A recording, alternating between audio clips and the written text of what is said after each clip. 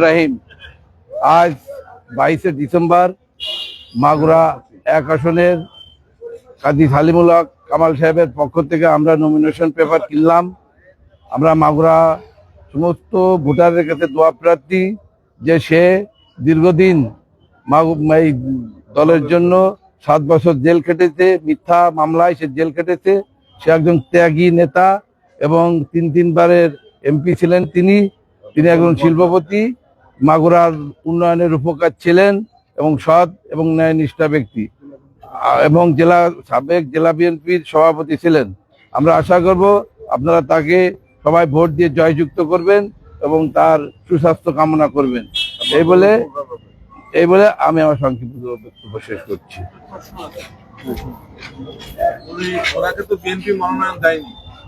উনি একটা সৎ লোক হিসেবে মাগুরার জনগণ তার পক্ষ থেকে নমিনেশন কিনছে। আমি একজন জুলাই যোদ্ধা। আমি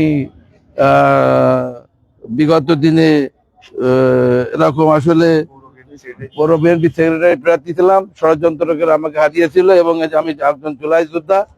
আমি গুলিবিদ্ধ হয়েছিলাম 13ই আগস্টে। আমি জুলাই যোদ্ধা হিসেবে তার পক্ষে আমি নমিনেশন পেপার কিনতে আসছি। এখনো চূড়ান্ত হয়নি। আশা করি যে দল তাকে নমিনেশন দেবে। না দিলে জনগণ করবে, জনগণের ভালোবাসায় সে ভোট পাবে। মানে হচ্ছে যে আপনারা যদি দল তারা নমিনেশন না দেয় তাহলে স্বতন্ত্র প্রার্থীর পক্ষে আমরা তার পক্ষে কাজ করবো ইনশাআল্লাহ।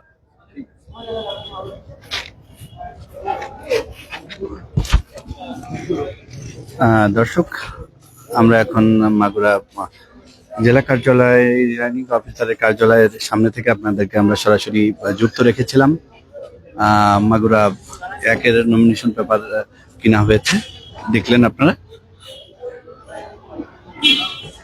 কাজী কামালের পক্ষ থেকে আসলে নমিনেশন ফর্ম কিনা হয়েছে, সেটা আসলে আপনাদেরকে আমরা দেখালাম সরাসরি।